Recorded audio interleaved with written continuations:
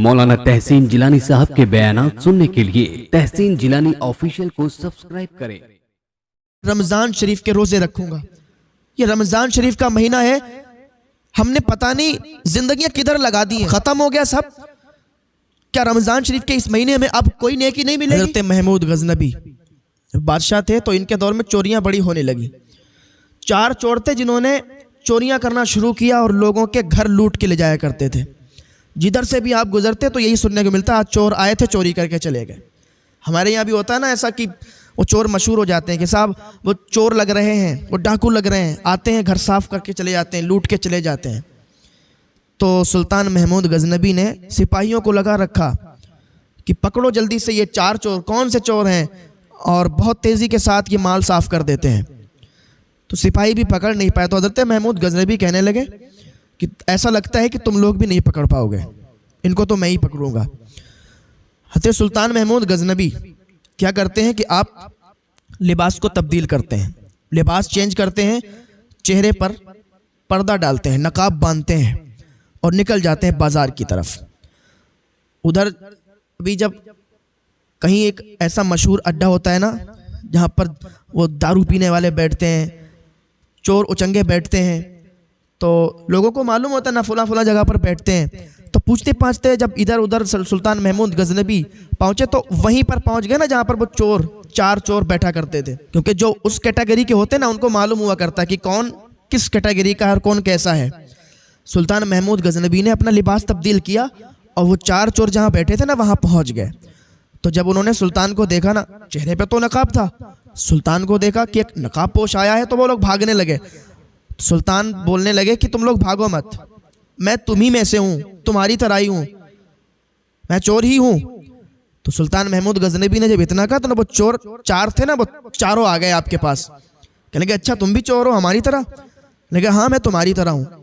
अच्छा ये तो बताओ तुम लोग बड़ी तेज़ी के साथ चोरियाँ कर लेते हो?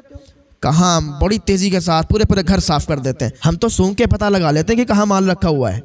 सुल्तान महमूद गज़नबी कहते हैं अच्छा? कहते अच्छा तुम 4 लोग हो तो तुम्हें ऐसी कौन सी क्वालिटी है अलग अलग? तो एक बोला कि हम में क्या क्वालिटी है बताएं? सुल्तान महमूद गज़नबी कहने लगे हाँ बताओ क्या तुम में क्वालिटी है? वो कहता है जब हम चोरी करने जाते हैं ना और कोई जानवर जब बोलता है तो हम उसकी बोली से पता लगा लेते हैं कि ये क्या कह रहा है। अच्छा? सुल्तान महमूद गज़नबी बोले दूसरे वाले से कि तुम बताओ कि तुम में क्या क्वालिटी है? उसने कहा जब हम कहीं चोरी करने जाते हैं और कोई सीढ़ी वगैरह जीना वगैरह नहीं मिलता है और ऊंची दीवार अगर हमारे सामने होती है तो हम ऊंची दीवार कूद जाते हैं, और जब वो ऊंची दीवार कूद कर उधर पहुंचते हैं फिर इधर रस्सा फेंकते हैं, ये तीनों भी ऊपर आ जाते हैं और उस घर में जाके फिर डाका डालते हैं। अच्छा?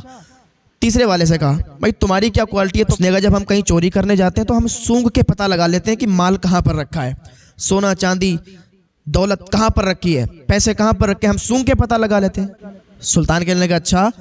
चौथे वाले से पूछने लगे तुम्हारी क्या क्वालिटी है? उसने कहा कि मैं नकाब वाले को अगर देखूं तो दिन में पहचान लेता हूं, मैं अगर किसी इंसान को एक बार देख लेता हूं तो मैं दिन में पहचान लेता हूं। अच्छा? वो चारों कहने लगे अब आप बताओ आपकी क्या क्वालिटी है? तो सुल्तान कहने लगे हमारी ये क्वालिटी है कि अगर कोई फांसी पर चढ़ता है ना तो मैं उसको भी बचा लेता हूँ। तो ये चारों मजाक समझे, अच्छा मजाक करते हो।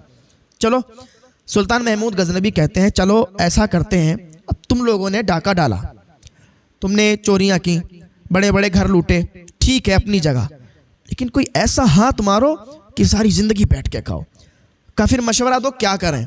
का सुनो सुल्तान महमूद गज़नबी के यहाँ महल में डाका डालो। कहता मैं क्या बात करते हो, बादशाह फांसी पर चढ़वा देगा। सुल्तान महमूद गज़नबी लिबास को तब्दील किए बैठे हैं और खुद कह रहे हैं कि सुल्तान महमूद गज़नबी के यहाँ तुम डाका डालो, उनके महल में डाका डालो तो बड़ा जब माल हाथ लगेगा तो जिंदगी भर बैठ के खाएंगे।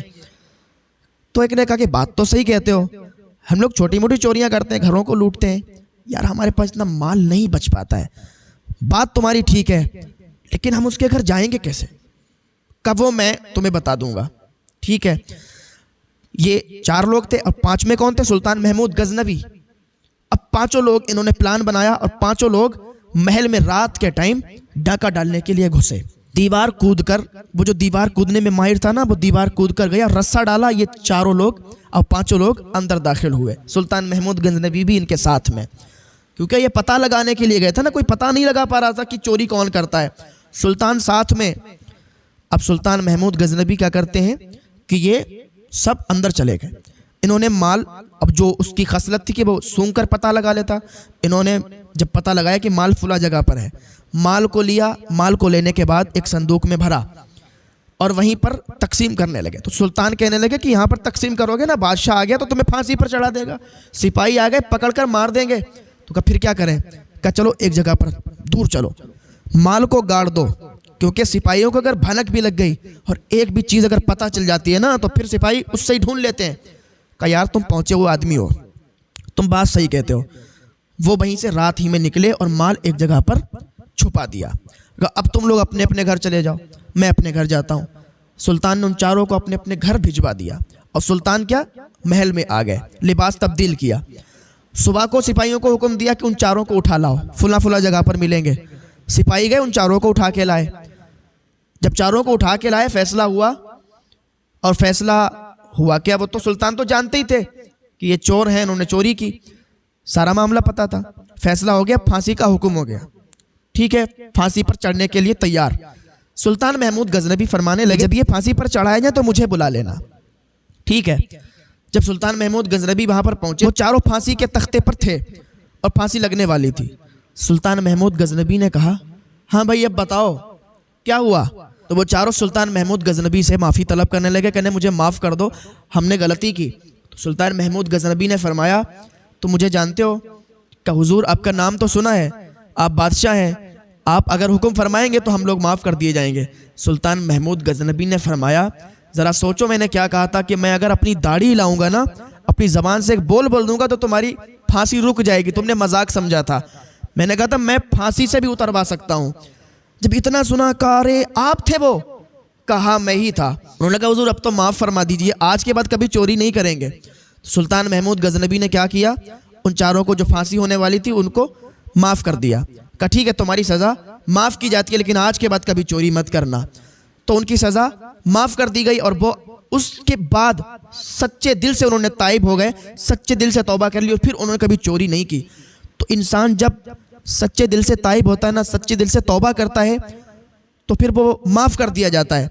अल्लाह ताला भी फरमाता है मेरे बंदे तू आ और तौबा कर ले, सच्ची तौबा कर ले, तुझे ऐसे ही माफ़ फरमा देंगे जैसे तूने कभी गुनाह ही नहीं किया है। तो आए अल्लाह की बारगाह में, अल्लाह ने अभी हमें मोहलत दी हुई है, अभी हमारे पास मोहलत है ना, टाइम है, वक्त है, क्योंकि अभी हमारे सामने वो मंजिलें नहीं आई हैं, वो मरहले नहीं आए हैं। जब तौबा का दरवाज़ा बंद हो जाएगा तो फिर कोई तौबा नहीं कर पाएगा। हम मर के कब्र में चले जाएंगे तो फिर तौबा कैसे कर पाएंगे? क्या कब्र में तौबा होगी? नहीं होगी ना। तो अभी हमारे पास सांसें हैं, अभी हमारे पास हमारी ज़िंदगी है, लेकिन पता नहीं है कि हमारी ज़िंदगी कब ख़त्म हो जाए और कब मौत का फरिश्ता आए और रूह को खींच के ले जाए। हमारे पास फिर टाइम नहीं होगा कि हम तौबा कर लें।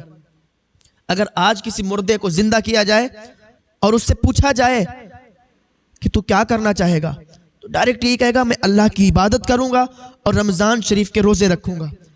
ये रमज़ान शरीफ का महीना है, हमने पता नहीं जिंदगियां किधर लगा दी हैं, हमने अपने दिलो दिमाग को किधर फेरा हुआ है। अभी रमज़ान शरीफ का महीना शुरू हुआ, 15-20 दिन, अभी आप देखते हो मस्जिदें भरी हुई हैं और कहीं कहीं तो 10-11 दिन में अगर कुरान शरीफ मुकम्मल हुआ तो उतने दिन तक ही बस मस्जिदें भरी रही, उसके बाद फिर मस्जिदें खाली हो गई। क्या भाइयों 10 और 11 दिन ही बस इबादत का दिन था, इबादत का टाइम था, अब ख़त्म हो गया सब। क्या रमज़ान शरीफ के इस महीने में अब कोई नेकी नहीं मिलेगी?